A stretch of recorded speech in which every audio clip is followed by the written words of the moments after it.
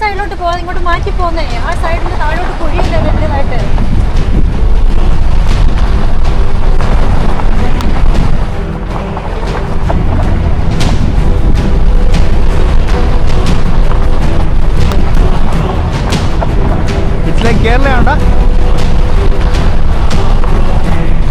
യാത്രകളുടെ അതിരുകളില്ലാ ലോകത്തേക്ക് വീണ്ടും സ്വാഗതം. ഇന്നത്തെ എപ്പിസോഡ് ഇവിടെ തുടങ്ങുകയാണ്. ഞാൻ ഇവിടെ വച്ച് ഇൻട്രോ പറയാൻ ഒരു കാരണമുണ്ട്. ഞാനിന്ന് പോകാൻ ഉദ്ദേശിക്കുന്ന സ്ഥലത്തിൻ്റെ ഇന്നത്തെ എപ്പിസോഡ് ഞാൻ ട്രാവൽ ചെയ്യാൻ ഉദ്ദേശിക്കുന്ന സ്ഥലത്തിൻ്റെ കുറച്ച് പിക്ചേഴ്സ് ഞാൻ നിൽക്കുന്ന സ്ഥലത്ത് തന്നെ കണ്ടു. അപ്പോൾ അത് കാണിച്ച് തന്നിട്ട് അതിലൂടെയുള്ള ജേണി എങ്ങനെയായിരിക്കും എന്ന് കാണിക്കാൻ വേണ്ടിയാണ്. ഇവരെ കാണിച്ച് കഴിഞ്ഞപ്പോൾ ഇവർക്കൊരു പേടി. ഇവർ പറഞ്ഞ് ഇതിലേ പോകണോ, എത്ര ദൂരം എടുക്കും. ഇതൊരു 6 മണിക്കൂർ നീണ്ടു നിൽക്കുന്ന ഒരു അഡ്വഞ്ചേഴ്സ് പാസ് ഡ്രൈവാണ്. അപ്പം ഞാൻ അതിൻ്റെ സ്ഥലങ്ങളെ കാണാം. ബിയോണ്ട് ബോർഡേഴ്സിലേക്ക് സ്വാഗതം. നിങ്ങൾ റെഡിയാണോ? വെൽക്കം വെൽക്കം അല്ലേ. അപ്പോൾ നമുക്ക് കാണാം, നമുക്ക് പോകേണ്ട സ്ഥലം എവിടെയാണെന്ന് കണ്ടോ. ഞാൻ പിക്ചർ കാണാം. ഇതാണ് ടെറൈൻ. ഇവിടെ ഇങ്ങനത്തെ ടെറൈനിൽ കൂടെയാണ് നമ്മൾ പോകാൻ പോകുന്നത്. പക്ഷേ നമ്മൾ എത്തിച്ചേരാൻ പോകുന്ന സ്ഥലം ഇതുപോലത്തെ അങ്ങോട്ടുള്ള പാസിൻ്റെ ഡീറ്റെയിൽസ് ഞാൻ കാണിച്ചു തരാം. ഈ പാസിൽ കൂടെയാണ് നമ്മൾ പോകേണ്ടത്. ഞാൻ ഈ എപ്പിസോഡിൻ്റെ എല്ലാ സസ്പെൻസും ഞാൻ ആദ്യം തന്നെ റിവീൽ ചെയ്യുവാണ്. പക്ഷേ ഇതാണ് റോഡ്. ഇങ്ങനെ കയറി ഇങ്ങനെ വരുന്ന ഒരു പാസ്സാണ്. ആ റൈഡാണ് ഇനി വരാൻ പോകുന്നത്. വണ്ടിയിൽ പോയി കയറാം. Okay, all set.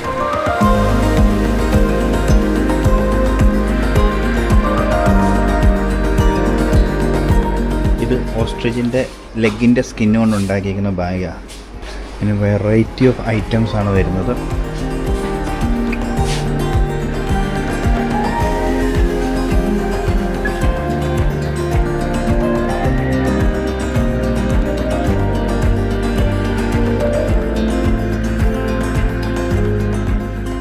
അപ്പം ആ ബോർഡ് കണ്ടല്ലോ, പാസ് ഓപ്പൺ ആണ്. അപ്പോൾ എൻ്റെ ഒരു വറി അതായിരുന്നു, ഈ പാസ് ഇടയ്ക്കേ ഓപ്പൺ ആവാറുള്ളൂ. ഇത് one of the scenic pass ആണ്. എപ്പോഴും എനിക്ക് ഈ പാസ് ഒന്ന് ഡ്രൈവ് ചെയ്യണമെന്ന് ആഗ്രഹമുണ്ട്. പക്ഷേ ഐഡിയലി 4x4 വണ്ടി കൊണ്ടാണ് പോകേണ്ടത്. നമുക്ക് 2-3 ചലഞ്ചസ് ആണ് ഇന്ന് ഈ പാസ് ഡ്രൈവ് ചെയ്ത് ഫിനിഷ് ചെയ്യുന്നതിനുള്ളത്. ഒന്ന്, നമ്മുടെ വെതർ നമുക്ക്, ഞാൻ വിചാരിച്ചു ഇത്രയും ഒരു ക്ലൗഡിയും റെയിനി ഒക്കെ ആണെങ്കിൽ വണ്ടി സ്ലിപ്പ് ആവാനുള്ള ചാൻസ് ഒക്കെ ഉണ്ടോ, എക്സ്പെഷ്യലി പിന്നെ 4x4 വണ്ടി അല്ലെങ്കിൽ. പിന്നെ രണ്ടാമത്തെ ഒരു റിസ്ക് ഉള്ളത് നമ്മൾ ഈ വണ്ടി കൊണ്ട് പോകുന്നതിൻ്റെ ഒരു റിസ്ക്കാണ്. പക്ഷേ എന്നിരുന്നാലും ഈ പരിസരത്ത് ഇവിടെ വന്നിട്ട് ആ പാസ് നിങ്ങളെ കാണിക്കാതെ അല്ലെങ്കിൽ എനിക്കതിലൊന്ന് ഡ്രൈവ് ചെയ്യാതെ പോകാൻ മനസ്സുകൊണ്ട് തോന്നുന്നില്ല. അപ്പം നമ്മുടെ പുതിയ ഡ്രൈവർക്കും ഞാനൊരു എക്സ്പീരിയൻസ് കൊടുക്കാമെന്ന് വെച്ചു. വൺ ഓഫ് ദ വേൾഡിലെ ഏറ്റവും കൂടുതൽ അഡ്വർടൈസ്മെൻറ്റുകൾ, അതായത് ഓഫ് റോഡ് വണ്ടികളുടെയൊക്കെ അഡ്വർടൈസ്മെൻറ്റ് ഷൂട്ട് ചെയ്യുന്ന ഒരു പാസ്സാണ്.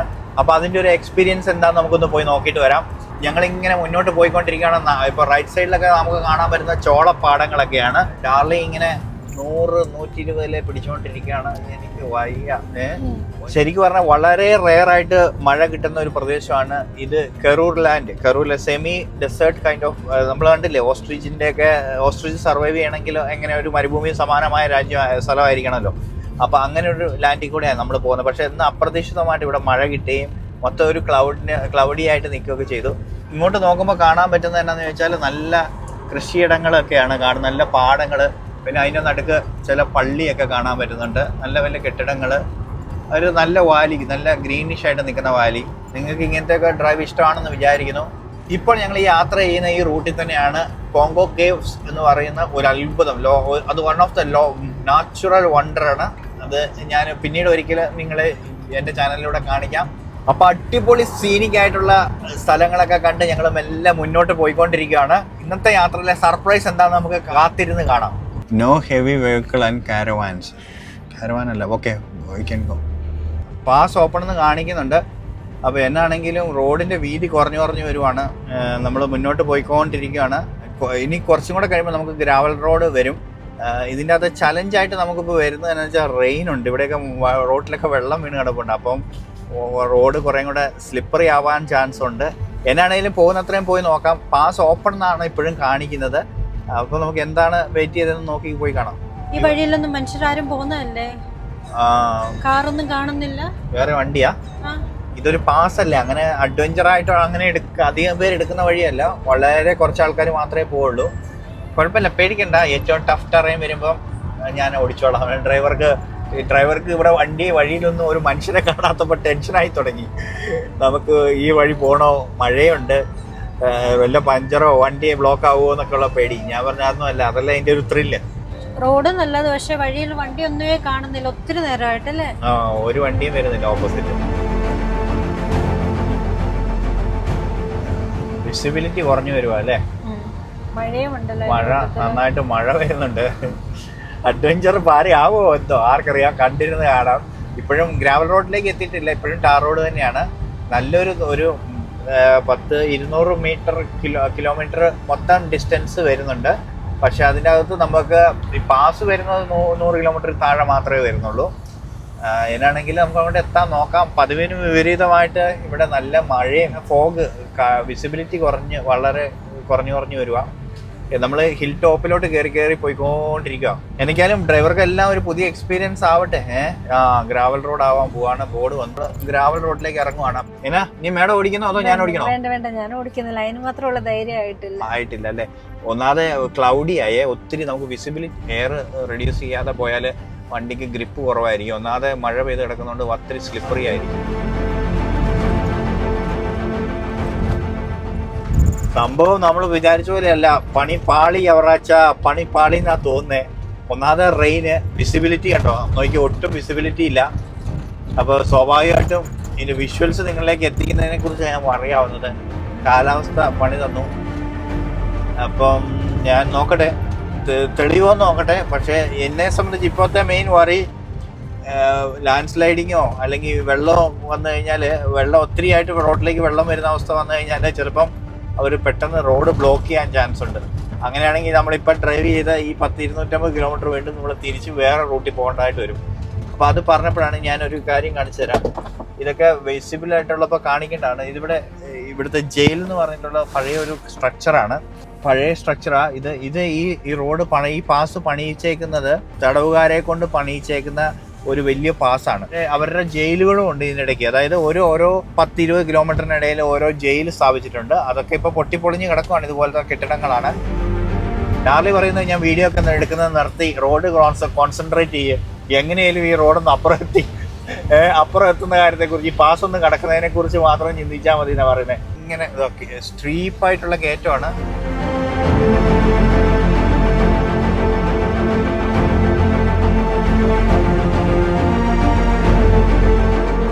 അങ്ങനെ ടോപ്പിലെത്തി താഴോട്ട് ഇറങ്ങുക. സത്യം പറഞ്ഞ വിസിബിലിറ്റി പോലും ഒരു 30 മീറ്ററേ ഉള്ളൂ. അപ്പം ഇത് ശരിക്കും പറഞ്ഞാൽ നമുക്ക് ഒരു ദിവസം എക്സ്പ്ലോർ ചെയ്യാൻ മാത്രമുണ്ട് ഈ റൂട്ട്. പക്ഷേ എന്ത് ചെയ്യാൻ പറ്റും, വെതർ നമുക്ക് അനുകൂലമല്ല. ശരിക്കും പറഞ്ഞാൽ നോർമൽ ഡേ ആണെങ്കിൽ നമുക്ക് ഇങ്ങനെ കാണാൻ പറ്റും, താഴോട്ട് വലിയൊരു പ്രദേശം കാണാൻ പറ്റും. അത് മാത്രമല്ല ഈ റോഡ് ഇങ്ങനെ ഒരു വണ്ടിക്ക് മാത്രം പോകാൻ പറ്റുന്ന കുഞ്ഞു വഴി ഇങ്ങനെ മലയെ കൂടെ ഇങ്ങനെ വെട്ടി ഇങ്ങനെ ഉണ്ടാക്കി. സാധാരണ നമുക്ക് ഇതിൻ്റെ അകത്ത് നമ്മൾ 4x4 കൊണ്ടാണ് വരുന്നതെങ്കിൽ ഒന്നും പേടിക്കേണ്ട കാര്യമില്ല, നമുക്ക് എങ്ങനെയാണെങ്കിലും കയറി പോവാം. പക്ഷെ ഞാൻ ഇവിടുന്ന് കാണിച്ചു തരാം ഇതിൻ്റെ ഒരു ബ്യൂട്ടി. കല്ലിൻ്റെ ടെറേനാണ്. അപ്പോൾ ഇങ്ങനെ നമ്മൾ അതിൻ്റെ വിഷ്വലി മോളിൽ നിന്ന് നോക്കുമ്പോൾ നല്ല ബ്യൂട്ടിയാണ്. സൺ വരാൻ തുടങ്ങി. നമുക്കത് അങ്ങനെ കാണാം. റോഡ് ഇങ്ങനെ കിടക്കുന്ന കാണാം. അതിലേ ഇങ്ങനെ പോയി അങ്ങനെ കിടക്കുകയാണ്. നമ്മൾ മെല്ലെ ഇപ്പൊ സണ്ണ് വരാൻ തുടങ്ങി. അതാണ് സൗത്ത് ആഫ്രിക്കയിലെ വെതറിന്റെ പ്രത്യേകത.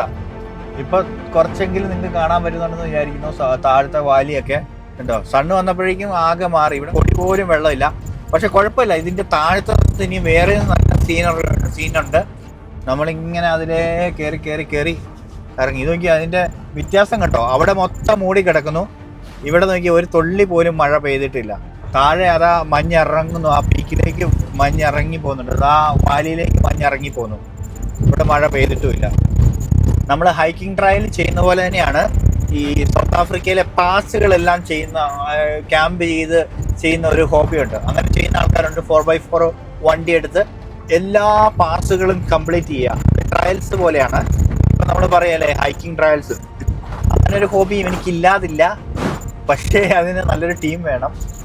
ചിലപ്പോൾ നമുക്ക് എപ്പോഴും എല്ലാവരും കോൺവേ ആയിട്ടൊക്കെ ആയിരിക്കും പോകുന്നത്. ചില എവിടെയെങ്കിലും വണ്ടി സ്റ്റക്കാവുകയൊക്കെ ചെയ്ത് കഴിഞ്ഞാൽ നമുക്ക് ഹെൽപ്പ് കിട്ടാൻ, ഇങ്ങനെയുള്ള സ്ഥലങ്ങളിൽ ഹെൽപ്പ് കിട്ടാനൊക്കെ 2 ദിവസമൊക്കെ 2-3 ദിവസമൊക്കെ എടുത്തെന്ന് വരും. ഇപ്പം നിങ്ങൾക്ക് ഇവിടെ ഓരോ വ്യൂ പോയിന്റുകൾ കണ്ടോ. ഇതൊക്കെ ഇവിടുത്തെ ഓരോ വ്യൂ പോയിന്റാ. പക്ഷെ ഈ പറഞ്ഞ വ്യൂ ആസ്വദിക്കണം എന്നുണ്ടെങ്കിൽ നല്ല എഡ്ജ് കണ്ടോ. ഓ അതുകൊണ്ടോ അതാ ഒരെണ്ണം വരുന്നു. ഓ മറിഞ്ഞു പോയി. ഇപ്പോൾ വരും. അങ്ങ് പൊടി വാറിച്ച് ഇതുണ്ടോ. ഇതിൻ്റെ ഒരു ഡെപ്ത് കാണണമെങ്കിൽ നിങ്ങൾ ഇങ്ങോട്ട് നോക്കണം. വാ സൂപ്പർ വാലി കേട്ടോ. എന്താണ് മാഡം സൂക്ഷിച്ചോ, പറന്നു പോരുത്. അവൻ കയറി വരുന്നുണ്ടോ. അവനെ കയറി വരുന്ന അവൻ്റെ വണ്ടി ഞാൻ ഇങ്ങ് എത്തുമ്പോൾ ഞാൻ അവൻ്റെ വിഷ്വൽ കാണിക്കാം. അങ്ങ് താഴേന്ന് ഞാൻ കണ്ടതാണ്, പിന്നെ കാണുന്നില്ല. മഞ്ഞ് വന്നിങ്ങനെ മറിഞ്ഞു പോകുന്നതുകൊണ്ട് പെട്ടെന്ന് കുറച്ചു നേരം മഞ്ഞിൻ്റെ അകത്താണെങ്കിൽ നമുക്ക് വണ്ടി കാണിയല്ല. നല്ല വിൻഡുമാണ് കേട്ടോ. നല്ല വിൻഡ് എന്ന് പറഞ്ഞാൽ നല്ല വിൻഡാണ്. ഞാൻ ആ വണ്ടിക്ക് വേണ്ടി വെയിറ്റ് ചെയ്യാം. നിങ്ങൾ ആ ബെൻഡിൽ നോക്കിയോ, ഇപ്പോൾ കയറി വരും. പക്ഷേ നമ്മളിവിടെ നോക്കുമ്പോൾ അടുത്താന്ന് തോന്നും, പക്ഷേ 2-3 മലമടക്കുകൾക്ക് അപ്പുറത്താണ്. കറങ്ങി വരണ ഇച്ചിരി സമയം എടുക്കുമായിരിക്കും. അത് ഓവർലാൻഡിങ് വണ്ടിയാണ്. അപ്പോൾ മുകളിൽ സ്ലീപ്പറൊക്കെ ഉണ്ടോ, അടിപൊളി. ഏതാ ഒരു വണ്ടി വരുന്നുണ്ട്. ഇതാ അതാണ് അതുകൊണ്ട് വണ്ടിയല്ല അടുത്ത നമ്മുടെ ട്രിപ്പ് കേട്ടോ. നല്ലല്ലേ, നല്ല ഇതല്ലേ. ഒരു അപ്പച്ചനും അമ്മച്ചിയും, അതിൻ്റെ മുകളിൽ തന്നെ സ്ലീപ്പറുണ്ട്. ആ വണ്ടി ഫോട്ടോ എടുക്കണ്ടേ. ഇറങ്ങി റോട്ടിൽ കൂടെ നടന്ന് ഈ ഫീലൊന്ന് എന്താ ഒരു ആംബിയൻസ് നോക്കി. നമ്മൾ ഫോട്ടോ കിട്ടിയ പോലെ മലകൾ മഞ്ഞ് വന്നിങ്ങനെ മൂടുവാണ്. അപ്പോൾ ഡാർലിക്ക് ചെറിയൊരാഗ്രഹം ഒന്ന് ഓടിക്കണത്. അപ്പോൾ ഞാൻ ജസ്റ്റ് ഡാർലി ഒന്ന് ഓടിച്ച് അവിടം വരെ പോയി. അപ്പോൾ ഞാനൊരു ഷോട്ട് എടുക്കാൻ വേണ്ടി ഇറങ്ങിയതാണ്. റോഡിൻ്റെ നടുക്കാൻ കൊണ്ട് നിർത്തിക്കുന്നത്. പെട്ടെന്ന് ആരെയും വളർന്നു കയറി. പിന്നെ വണ്ടികളില്ല കേട്ടോ, വണ്ടികളില്ലേ ഇല്ലാത്തതുകൊണ്ട് തന്നെ നമുക്ക് റിലാക്സ് ചെയ്ത് നിർത്തി ഫോട്ടോയൊക്കെ എടുത്ത് പോവാം. സ്വാട്ട്ബർഗ് പാസ് എന്നാണ് അറിയപ്പെടുന്നത്. ഒരു തോമസ് ബേവ് എന്ന് പറയുന്ന ഒരാളാണ് ഇതിൻ്റെ ഈ പാസ് ഡിസൈൻ ചെയ്യുന്നത്. അയാളാണ് കൂടുതലും സൗത്ത് ആഫ്രിക്കയിലെ എല്ലാ എപ്പിക്കായിട്ടുള്ള പാസുകളും ഡിസൈൻ ചെയ്തേക്കുന്ന പുള്ളിയാണ്.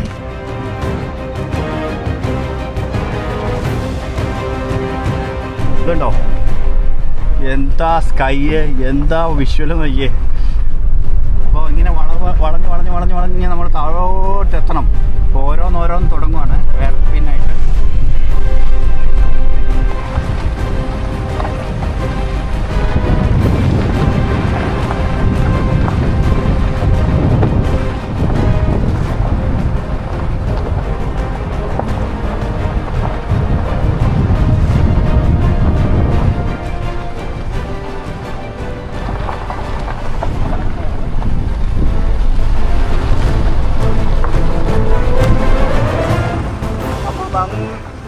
അങ്ങനെ കറങ്ങി നമ്മൾ വരുവാണ്. പാസിൻ്റെ എല്ലാ ഭംഗി ആസ്വദിച്ച് താഴോട്ട് വന്നുകൊണ്ടിരിക്കുകയാണ് കേട്ടോ. ഓരോ വളവുകൾ ഇപ്പം ഞങ്ങളൊരു 5 വളവ് താഴോട്ട് വന്നു. ഇടയ്ക്കുള്ള എയർ പിന്നുകളാണ്. ഗ്രാവൽ റോഡ് ആയതുകൊണ്ടും പിന്നെ ഓരോ ഇങ്ങനെ താഴോട്ട് ഇറങ്ങും തോറും നമുക്കതിൻ്റെ താഴേന്നുള്ള ഓരോ മടക്ക് കണ്ട് ഇറങ്ങാൻ പറ്റും. നല്ല വിൻഡാണ്. പക്ഷെ സ്കൈ നല്ല അടിപൊളിയായിട്ട് നിൽക്കുന്നു. അടിപൊളി. അത് അടുത്ത വളവ്.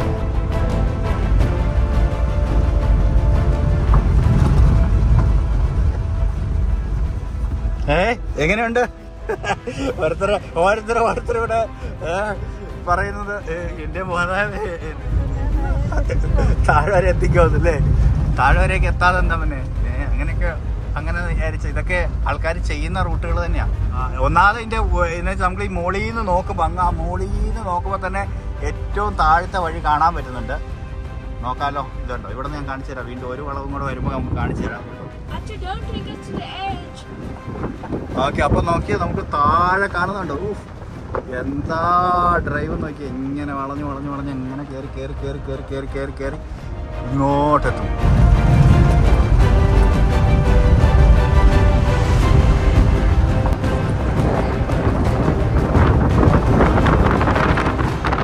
ആ സൈഡിലോട്ട് പോവാ, ഇങ്ങോട്ട് മാറ്റി പോന്നേ. ആ സൈഡിൽ താഴോട്ട് കുഴിയല്ലേ വലുതായിട്ട്. എഡ്ജ് എന്ന് പറഞ്ഞാൽ എന്താ എഡ്ജ്. ശരിക്കും സൂക്ഷിച്ചില്ലേ ഉണ്ടല്ലോ. ഒന്ന് സ്കിഡ് ആയിട്ടുണ്ടെങ്കിൽ ഉറപ്പാ തന്നെ. എന്ന് വെച്ചാൽ ഈ ബാരിയർ ഒന്നും ഇല്ലാത്തതുകൊണ്ട് അങ്ങനെ വന്ന് നമ്മൾ ഇറങ്ങി വരുന്ന സ്ഥലം ഒന്ന് കാണണം കേട്ടോ. ഇനിയും കഴിഞ്ഞിട്ടില്ല. വളരെ സൂക്ഷിച്ച് തന്നെ ഓടിക്കണം കേട്ടോ. എന്ന് വെച്ചാൽ ഈ ചരല് പോലത്തെ മണ്ണായതുകൊണ്ട് നമ്മൾ സൂക്ഷിച്ച് പെട്ടെന്നൊരു ബ്രേക്ക് ഔട്ടിട്ടുണ്ടെങ്കിൽ സ്കിഡായി പോകും. ഇവിടെയൊക്കെ 2-3 കല്ല് വെച്ചിട്ടുണ്ട്. പക്ഷെ എന്നാലും അതൊന്നും വണ്ടിയെ തടഞ്ഞു നിർത്താൻ മാത്രമുള്ള കല്ലില്ല. പക്ഷെ എല്ലാവരും വന്ന 3-4 വണ്ടിയെ പാസ്സായുള്ളൂ. പക്ഷെ എല്ലാവരും വന്ന വഴിക്ക് നിർത്തി തന്ന് നമ്മൾ ഇറങ്ങി വരുന്നവരാണ് ചവിട്ടി കൊടുക്കുന്നത്. പക്ഷെ കയറി വരുന്നവർ എല്ലാവരും തന്നെ അങ്ങനെ എല്ലാവരും നല്ല മാന്യമായിട്ടാണ് വണ്ടി ഓടിക്കുന്നത്. പക്ഷെ ഇവിടെ നോക്കുമ്പോൾ നമ്മൾ ഇറങ്ങി വന്ന വഴി കാണുന്നില്ല കേട്ടോ. ഇങ്ങോട്ട് വരുന്നതോറും നമുക്ക് ഈ എഡ്ജ് മാത്രമേ കാണുന്നുള്ളൂ. ഓരോ മലയുടെ മടക്കും നമ്മളിങ്ങനെ ഓടിച്ചിങ്ങോട്ട് വരുമ്പോഴേക്കും പുതിയൊരു ഇത് തീരുന്നില്ലല്ലോ. സ്പീഡ് 20 കിലോമീറ്റർ, അതിൽ കൂടുതൽ പറ്റിയില്ല. എൻ്റെ അമ്മു അടുത്തത് വരുന്നത്, ഇത് തീരുന്നില്ലല്ലോ. നമ്മളൊരു കോട്ടയ്ക്കകത്ത് പെട്ടുപോയ അവസ്ഥയല്ലേ.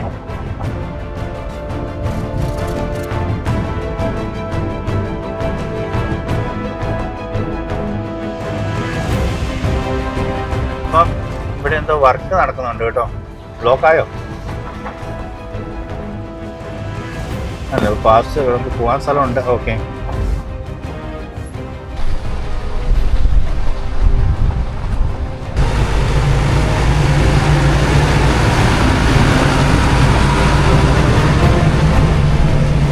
ഇവിടെ ഒന്നും ഇറങ്ങിയില്ല പിന്നെ എന്താ ശരിക്കും പറഞ്ഞാൽ കോട്ടയ്ക്ക് അകപ്പെടുക എന്ന് പറയല്ലേ. ഇതൊക്കെ ഇവിടെ നിന്ന് കാണാൻ പറ്റുമോ അറിയത്തില്ല. ഇതിൻ്റെ ഒരു ഡിസൈൻ കണ്ടോ, കല്ല് ഇങ്ങനെ എസ് ആകൃതിയിൽ ഷേപ്പ് ചെയ്ത് വെച്ചേക്കുന്ന പോലത്തെ ഒരു ഡിസൈൻ. ഇത് ശരിക്കും റോഡ് ഇതിൻ്റെ ഈ കോട്ടയ്ക്ക് അകത്തോടെ പോകുന്ന പോലെയാണ് വരുന്നത്. കല്ല് നല്ല രസമായിട്ട് ഡിസൈൻ ചെയ്തേക്കുവാണേ. നമ്മുടെ വണ്ടി ഇവിടെ കിടപ്പുണ്ട്. എന്നാടാ അതിൻ്റെ പരിപാടി? നീ അവിടെ ബ്ലോക്ക് ചെയ്ത് അവിടെ വെള്ളത്തിൻ്റെ ഒരു ക്വാളിറ്റി നിങ്ങൾ നോക്കിയേ. എന്താ ക്ലീൻ വാട്ടർ എന്ന് പറയാം. നല്ല തെളി വെള്ളം, കേട്ടോ, നല്ല തെളി വെള്ളം. സണ്ണ് വന്നല്ലേ, അടിപൊളി. ഇത്രയും നേരം ഈ വാലിക്കകത്തേക്ക് സണ്ണില്ലായിരുന്നു, ഇപ്പോൾ നല്ല സണ്ണ് വന്ന് വീഴാൻ തുടങ്ങി. അടിപൊളി. നോക്കിയാ ഞാൻ എങ്ങോട്ട് നോക്കടാ, ചുറ്റോട് ചുറ്റും ഒരു കോട്ട പോലത്തെ അവസ്ഥ.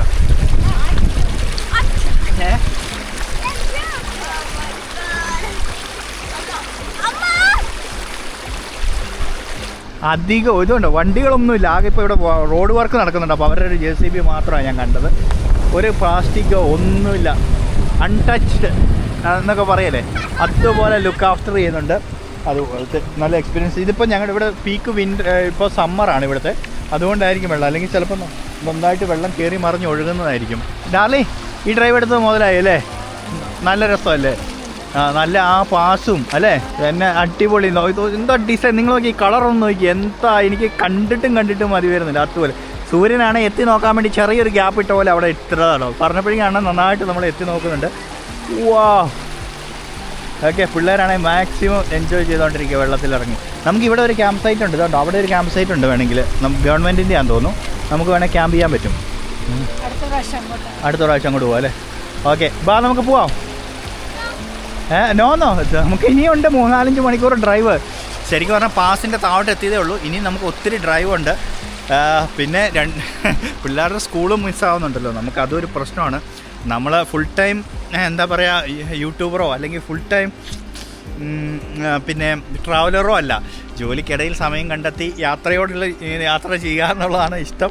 അപ്പോൾ പിന്നെ എന്താ പറയുക, 60 വയസ്സ് കഴിഞ്ഞിട്ട് റിട്ടയർ ചെയ്തിട്ട് ട്രാവൽ ചെയ്യാം എന്ന പോളിസിയോട് താല്പര്യമില്ലാത്തതുകൊണ്ടും ആരോഗ്യവും സമയം അനുവദിക്കുന്ന സമയത്ത് തന്നെ ഉള്ള സമയത്ത് കഴിയുന്നത്രയും ട്രാവൽ ചെയ്യണം എന്നുള്ളത് തന്നെയാണ് ആഗ്രഹം. അപ്പം ഇതൊക്കെ തന്നെയാണ് വിശേഷങ്ങൾ.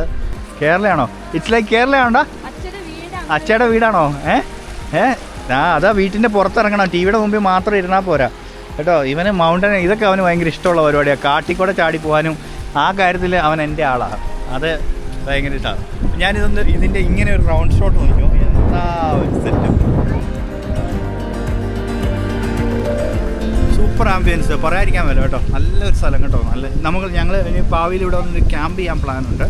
അപ്പോൾ നമുക്കിവിടെ ഒരു ദിവസം കിടന്ന് രാത്രിയിൽ ഈ ഇത്രയും ഭാഗത്ത് മാത്രം പിന്നെ നമ്മളിങ്ങനെ നോക്കുമ്പോഴേ ഇത്ര ചെറിയൊരു ആകാശമല്ലേ നമുക്ക് കാണാൻ പറ്റുന്നുള്ളൂ. ചുറ്റും മല ആയതുകൊണ്ട് തന്നെ നമുക്ക് ചെറിയൊരു ഭാഗത്ത് മാത്രമേ ആകാശം കാണാൻ പറ്റുള്ളൂ. അപ്പോൾ ആ ആകാശത്ത് കാണുമ്പോൾ നല്ല സ്റ്റാർസൊക്കെ ആയിട്ട് അടിപൊളി. അങ്ങനത്തെ ഞാൻ കണ്ടിട്ടുണ്ട്. ഇവിടെ ഒരു ക്യാമ്പിംഗ് സൈറ്റായിട്ട് ആൾക്കാർ ഇവിടെ വന്ന് നിൽക്കുന്നതിൻ്റെ വീഡിയോസൊക്കെ ഞാൻ കണ്ടിട്ടുണ്ട്. ഗവൺമെൻറ്റിൻ്റെ അപ്രൂവൽ എടുക്കണം എന്ന് തോന്നുന്നു. ചാർജ് ചെയ്യണം അല്ലേ? എല്ലാത്തിൻ്റെയും ചാർജ് തീർന്നു. എല്ലാം അതുപോലെ ഫോട്ടോ എടുത്തും കൂട്ടിയിട്ടുണ്ട്. അത്രയ്ക്കും നല്ല സീനിക് ആയതുകൊണ്ട് നമുക്ക് ഫോട്ടോ എടുക്കാതിരിക്കാനും തോന്നിയില്ല.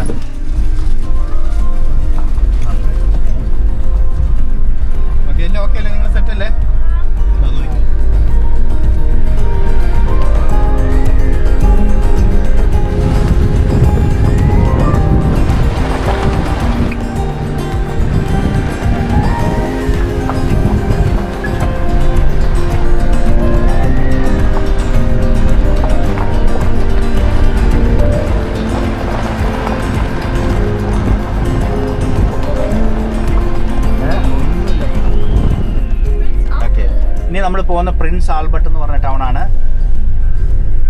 പ്രിൻസ് ആൽബർട്ടും കൂടെ എക്സ്പ്ലോർ ചെയ്യുന്നത് വേറെ ദിവസത്തേക്ക് വെക്കാം. അതും ഒരു കാണേണ്ട ടൗൺ തന്നെയാണ്. അടുത്ത പ്രാവശ്യത്തെ വീഡിയോയിൽ അത് ഇൻക്ലൂഡ് ചെയ്യാം. ഞാൻ അവിടെ നിർത്തുന്നില്ല, നമ്മൾ ഒത്തിരി കാര്യങ്ങൾ കാണിക്കാനുണ്ട്. അത് പിന്നെ അടുത്തൊരു വീഡിയോയിൽ എത്താം. അപ്പം ഞങ്ങൾ നേരെ വീട്ടിലേക്ക് പോവാണ് അല്ലേ ഡാർലി? ഒത്തിരി ലേറ്റ് ആയി അല്ലേ? ഓക്കെ, അപ്പം നമ്മൾ ഇവരെ ആദ്യമായിട്ട് ഇങ്ങനെ ഇവരെ ഓഫ് റോഡിങ് ടൈപ്പ് ഓഫ് ട്രാവലിങ്ങിന് വിളിച്ചുകൊണ്ട് വന്നിട്ട് നമ്മളിവരെ എത്തി കൊടുക്കാൻ പാടില്ല. പുഷ്പാൻ വാലി ഇതുണ്ടോ, ക്യാമ്പ് സൈറ്റ്, അവിടെ ഹൈക്കിംഗ് സ്പോട്ട്, ഇതെല്ലാം ഉണ്ട്. ഈ പറഞ്ഞ കാരവാൻ പാർക്കിംഗ് ഒക്കെ ഉള്ള ഒരു സ്ഥലമാണ്.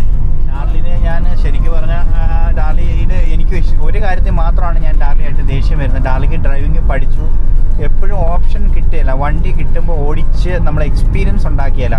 ഇപ്പോൾ എന്നെ സംബന്ധിച്ച് ഒരിക്കലും ഐഡിയൽ അല്ല ഇതുപോലത്തെ ഒരു ട്രിപ്പിന് ഇത്രയും കിലോമീറ്ററുകൾ ഡാർലിയെ കൊണ്ട് ഓടിപ്പിക്കുക എന്ന് പറയുന്നത്. അത് വെച്ചാൽ അതുപോലെ ഇങ്ങനത്തെ ഉള്ള പാസുകളിൽ പക്ഷെ എന്നാലും ഓടിച്ചു കേട്ടോ, അത് പറയാതിരിക്കാൻ പറ്റിയല്ല.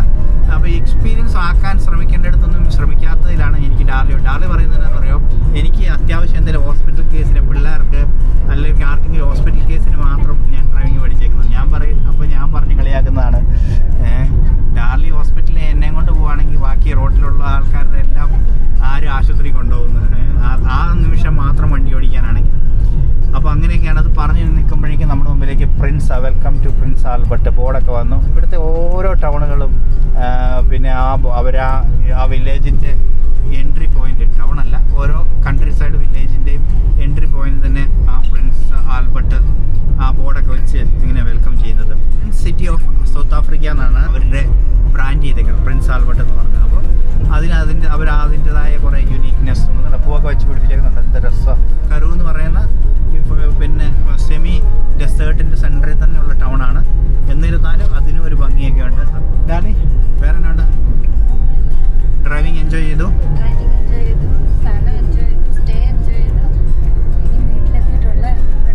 അടുത്ത പരിപാടി അതാണ് ഡാർലി. നാളെ പിള്ളേർക്ക് ശരാശരി മലയാളി ഭാര്യമാരുടെ ടെൻഷൻ, വൈകിട്ട് നാളെ എന്ത് കറി ഉണ്ടാക്കും, അതാണ് അവരുടെ ഏറ്റവും എല്ലാ ഇന്റർനാഷണൽ ടെൻഷൻ. നമുക്കൊക്കെ ആണെങ്കിൽ ഞാനൊക്കെ ഏത് ബോർഡറിൽ എന്തൊക്കെ പ്രശ്നങ്ങളാണ് നടക്കുന്നത്, എന്ന് ഉക്രൈൻ യുദ്ധം തീരും, അത് കഴിഞ്ഞ് റഷ്യ ഓപ്പൺ ആവും എന്നൊക്കെ ഞാൻ ചിന്തിക്കുമ്പോൾ ഡാർലിയൊക്കെ ചിന്തിക്കുന്നത് നാളെ എന്ത് കറി ഉണ്ടാക്കും എന്നാണ്. എന്തായാലും ഒരു കോൺട്രാസ്റ്റ്. പക്ഷെ കുഴപ്പമില്ല, അവരെ അങ്ങനെ വീട്ടിൽ കറി ഉണ്ടാക്കാനും പിള്ളേരെ നോക്കാനും ഉണ്ടായതുകൊണ്ടാണ് നമുക്ക് ഈ കോപ്രായൊക്കെ കാണിച്ച് നടക്കാൻ പറ്റുന്നത്.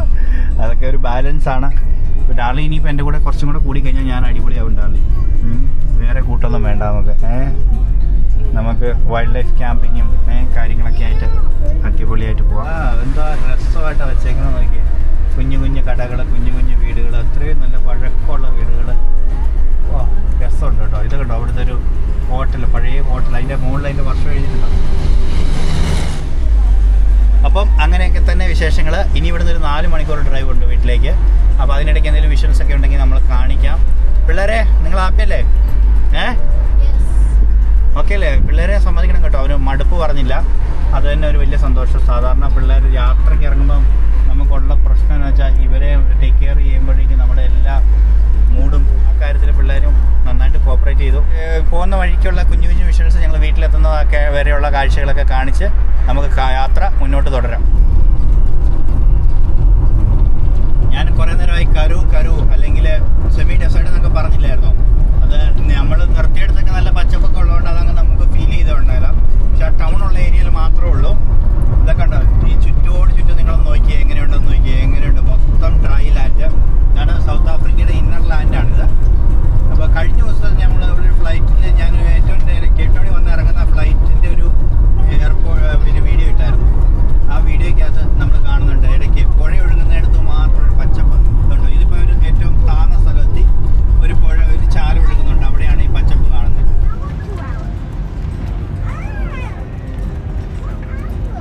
അങ്ങനെ വീണ്ടും ഡ്രൈവിംഗ് സീറ്റിൽ ഡാർലി ട്രക്കുകളൊക്കെ ഓവർടേക്ക് ചെയ്ത് പറഞ്ഞുകൊണ്ടിരിക്കുകയാണ്. പിള്ളേർ ഇവിടെ എന്താ കാണിക്കുന്നത് എനിക്ക് പോലും മനസ്സിലാവുന്നില്ല. ഞങ്ങൾ നല്ല ലോങ് ഡ്രൈവാണ്. National highway 1 connecting Cape Town to Johannesburg. നല്ല സീനിക് ഡ്രൈവ് ആയതുകൊണ്ട് ഞങ്ങളതൊക്കെ ആസ്വദിച്ച് അങ്ങനെ പോയിക്കൊണ്ടിരിക്കുക. അതിൻ്റെ ഇടയ്ക്ക് ഒരുത്തൻ വന്ന് എൻ്റെ മടി കയറിയേക്കുന്നു.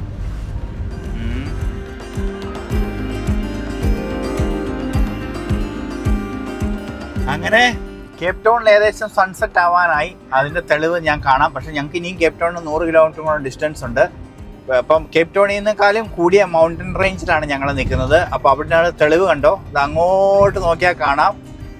ആ വഴിക്കാണ് ഞങ്ങൾ കേപ്പ് ടൗണിലേക്ക് ഇറങ്ങേണ്ടത്, ആ മലയിടുക്കിൻ്റെ ഇടയ്ക്കൂടെ. അപ്പോൾ അവിടെ സൺസെറ്റ് ആയി കഴിയുമ്പോൾ അവിടുന്ന് മാത്രമുള്ള സണ്ണ് ആ മലയിടുക്കി കൂടെ പെനിട്രേറ്റ് ചെയ്ത് ഇങ്ങോട്ട് ഹിൽ ടോപ്പിലോട്ട് വരുന്നതിൻ്റെയാണ് ആ കാണുന്നത്. അപ്പം ഇപ്പോൾ സമ്മർ ആയതുകൊണ്ട് സൺസെറ്റ് കുറച്ച് ലേറ്റ് ആയതുകൊണ്ടും ഈവനിങ് ഒരു 8 o'clock, ഇപ്പോൾ 7 o'clock ഒക്കെ ആകുമ്പോഴാണ് സൺസെറ്റ്. സമ്മറിൽ 7:30 വരെയൊക്കെ പോകുമായിരിക്കും. പക്ഷേ വിൻ്ററിലാണെങ്കിൽ 5 മണിയാകുമ്പോൾ സമ്മർ സൺസെറ്റ് ആവുകയും ചെയ്യും. പക്ഷെ ഞങ്ങൾ ഇപ്പോഴും റോഡിൽ തന്നെയാണ്. ഞങ്ങളൊരു 8 o'clock ഒക്കെ ആകുമ്പോഴേക്ക് വീട്ടിലെത്തുള്ളൂ. പക്ഷേ കേപ്പ് ടൗണിൽ സൺസെറ്റിൻ്റെ ടൈം ആവുന്നു. അതിനുള്ള തെളിവ് ഞങ്ങൾക്ക് ഇവിടെ വൂസ്റ്ററിൽ കിട്ടിയതാ. Welcome to Worcester.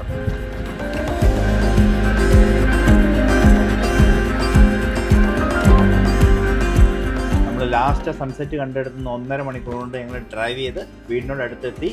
നമുക്കിപ്പോൾ കാണാൻ പറ്റുന്നത് മെല്ലെ സണ്ണ് ടേബിൾ മൗണ്ടൻ്റെ പുറകിൽ കടലിലേക്ക് ഇറങ്ങുവാണ്. അതിൻ്റെ ആ ചുവന്ന് കാണുന്നത് സൺസെറ്റിൻ്റെ അവസാന നിമിഷങ്ങളാണ് ടേബിൾ മൗണ്ടൻ്റെ പുറകിൽ കണ്ടുകൊണ്ടിരിക്കുന്നത്. അപ്പോൾ ഞങ്ങളെല്ലാവരും ഹാപ്പി ആയിട്ട് തിരിച്ചെത്തി വീട്ടിലേക്ക് പോകുന്നു. എന്തെങ്കിലും പോയി കഴിക്കണം, ഫുഡ് കഴിക്കണം, കിടന്നുറങ്ങണം, ഒരു ദിവസം റെസ്റ്റ് എടുക്കണം. എന്നാണെങ്കിലും നിങ്ങളൊക്കെ എല്ലാം ഞങ്ങളുടെ ഈ 2 കഴിഞ്ഞ ദിവസങ്ങളിലെ യാത്രയും ഈ എപ്പിസോഡും ഒക്കെ നിങ്ങൾക്ക് ഇഷ്ടപ്പെടുമെന്ന് വിചാരിക്കുന്നു. ഒരിക്കൽ കൂടി എല്ലാവർക്കും ഹൃദയം നിറഞ്ഞ നന്ദി അറിയിക്കുന്നു. അപ്പോൾ bye from beyond the borders. Bye bye. Bye bye. See you in the next episode. Thank you for watching.